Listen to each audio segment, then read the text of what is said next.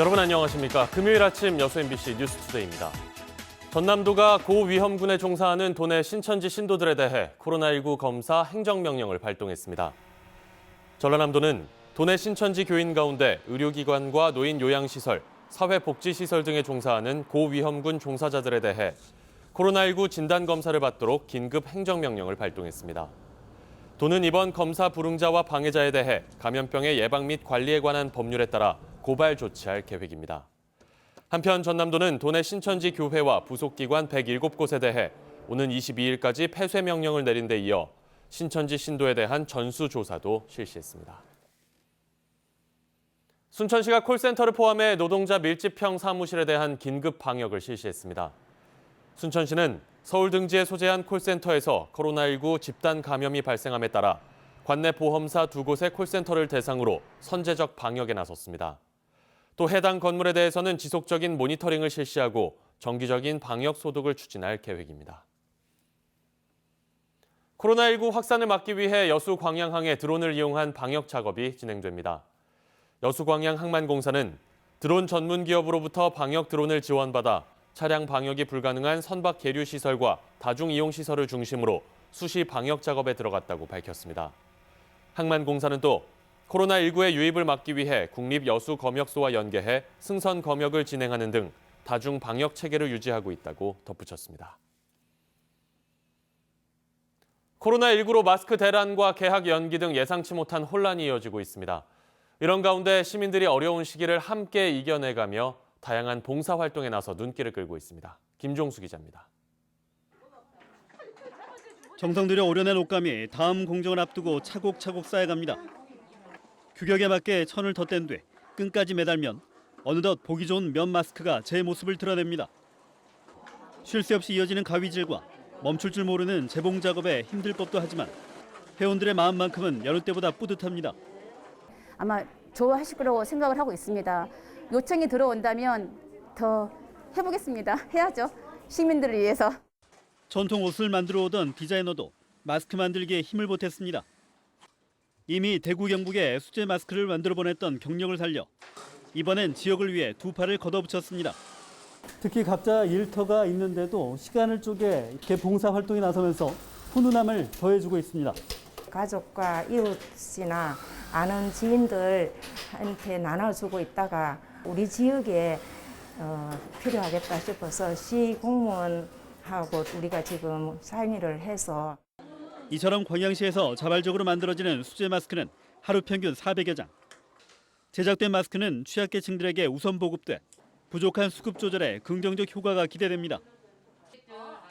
엄마들의 깨알 같은 설명에 아이들의 눈길이 사뭇 진지해집니다. 개학일이 늦춰지면서 보육을 고민하던 엄마들이 이른바 돌봄 품앗이에 나선 겁니다.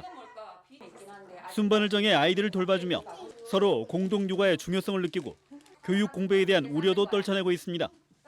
아이들을 이렇게 왔다 갔다 하면서 말 그대로 품앗이 형태로 아이들을 케어해주는 그런 프로그램이 있다 그래가지고 이거 너무 좋은 기회다. 이걸 꼭 해야 되겠다라는 생각에 신청하게 됐습니다. 개인 휴가를 쓰고 교육 일정을 짜는 등 번거로움도 반복되지만 아이들의 눈빛을 보면 어깨에 더욱 힘이 들어갑니다. 이들의 값진 노고에 각계각층의 지원과 후원 등 주변의 관심과 호응까지 더해져 봉사의 가치를 더욱 빛내주고 있습니다. 마스크 대란과 개학 연기로 곳곳에서 때 아닌 혼란을 겪고 있는 가운데 서로 돕고 봉사하는 마음들이 모아져 위기를 슬기롭게 이겨내는 성숙한 시민의식으로 정착되고 있습니다. 코로나19 함께 이겨냅시다! MBC 뉴스 김종수입니다. 코로나19로 인해 지역 경제가 크게 침체되고 있습니다. 자치단체마다 경기 부양을 위해서 추가 경정 예산안을 편성하고 있는데요. 의회 뒷짐으로 이마저도 못하는 곳이 있습니다. 양현승 기자가 취재했습니다. 자치단체마다 코로나19로 인한 지역경제 위축이 걱정입니다. 시군들은 코로나19 대응과 경기 부양에 쓸 추가 경정 예산 편성에 나섰습니다. 경기 부양을 위해서 이번 추경 때 761억 5천만 원의 추경 예산을 신속하게 편성해서 지난 3월 10일에 군의회에 제출하였습니다. 장흥군은 그러나 당초 800억 이상의 추경 예산을 세워 지역 경제에 활력을 불러올 계획이었지만 무산됐습니다. 장흥군의회가 지난해 확정한 운영 계획에 따라 이달로 예정돼 있었던 추경 예산안 심의를 총선 이후로 미뤘기 때문입니다. 기존 예산 집행률이 낮고 정부 추경 예산이 확정된 뒤 처리하자는 게 이유입니다. 당초 예산에서 있는 좀 사업들도 발주 안 된 것들이 많다. 그래서 아직 그가지 않다. 하지만 장흥군의 예산 집행률은 전남 22개 시군 중 8번째로 그리 낮은 편이 아니고 목포와 해남 등 전남 15개 시군은 정부 추경 일정과 무관하게 자체 추경 예산을 편성하고 있어 일정 변경 사유가 궁색합니다. 돌연 바뀐 장흥군의회의 일정이 다가오는 총선과 무관하지 않다는 비판도 나오고 있습니다. 앞서 장흥군 의원들은 같은 정당 소속 국회의원 후보자의 활동에도 함께 모습을 보였습니다. 어찌됐든 추경 예산안 처리 연기로 임시회 일정은 11일에서 5일로 반토막 났고 총선 전까지 군 의원들은 여유가 많아졌습니다.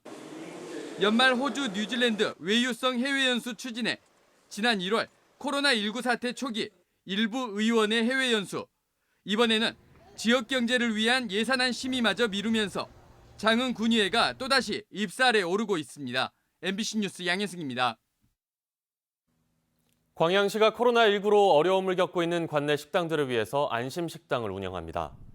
광양시는 외식을 기피하고 있는 시민들이 안심하고 식당을 이용할 수 있도록 안전한 좌석 배치와 종사자 마스크 착용 의무화 등을 실천하는 식당을 지정해 홍보할 계획이라며 소비 촉진에 도움이 될 것으로 기대하고 있습니다. 이번에 지정된 식당은 모두 13곳으로 방역과 소독약품 등이 지원되며 코로나19 안정 때까지 한시적으로 운영됩니다.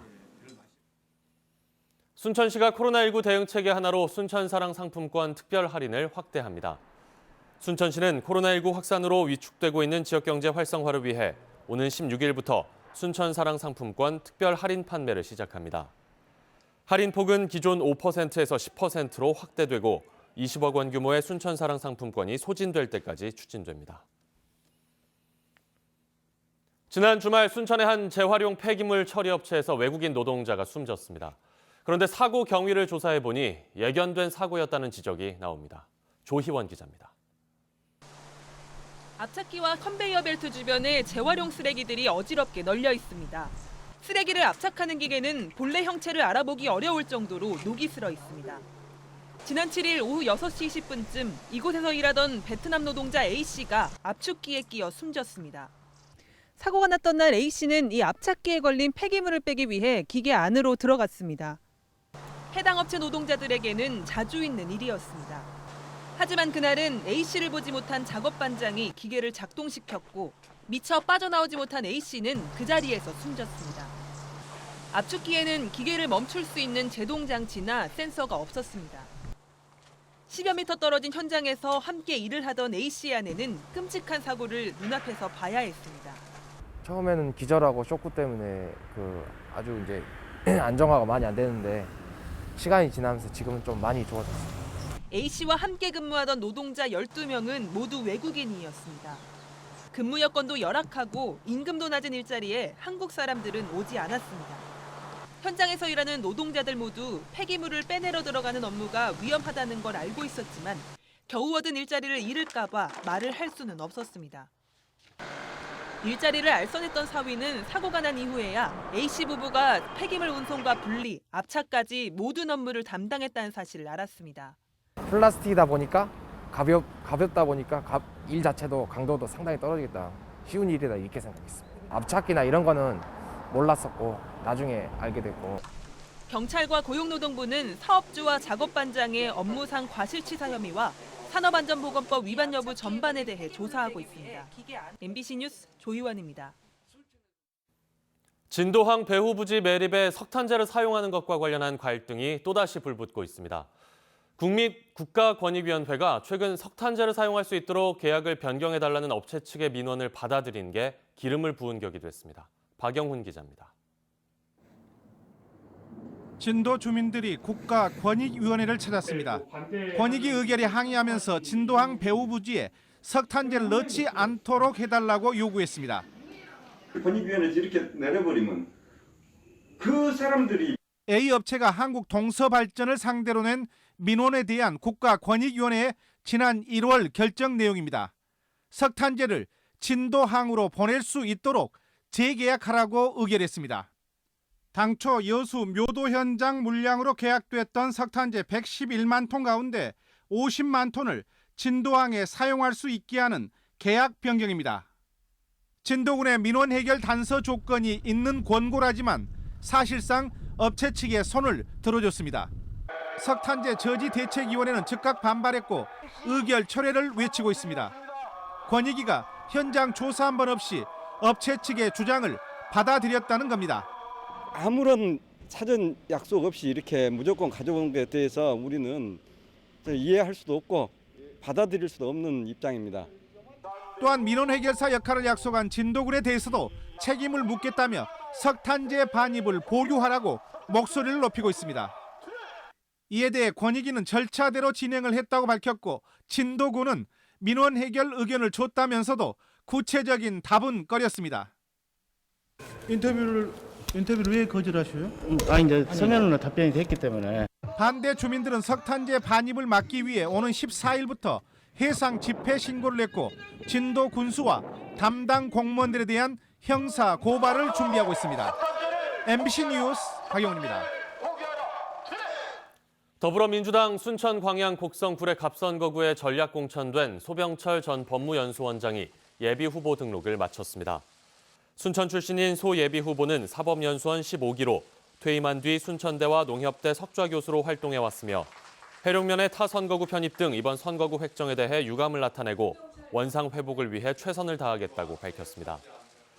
또 오늘 출마 기자회견을 통해 정책과 주요 공약을 제시하는 등 본격적인 선거운동에 나설 계획입니다. 여수 경도 해양관광단지 조성사업과 관련해 여수 상공회의소가 지역업체 참여 확대를 요청하는 등 건의서를 여수시에 전달했습니다. 여수상인은 건의서에서 코로나19 등 국내외 악재로 지역경제가 침체되고 있다며 경도 개발에 따른 특수를 최대한 활용해 지역경제를 견인하고 양질의 일자리를 만드는 것이 현실적인 대안이라고 강조했습니다. 여수상인은 미래에셋 측이 지역업체의 참여를 확대할 수 있도록 여수시가 적극적으로 나서달라며 경도 개발 사업에 참여할 수 있는 업체의 명단도 함께 전달했습니다. 쌀 시장 안정을 위해 정부가 지난해 산 공공비축 산물벼 전량을 인수하기로 했습니다.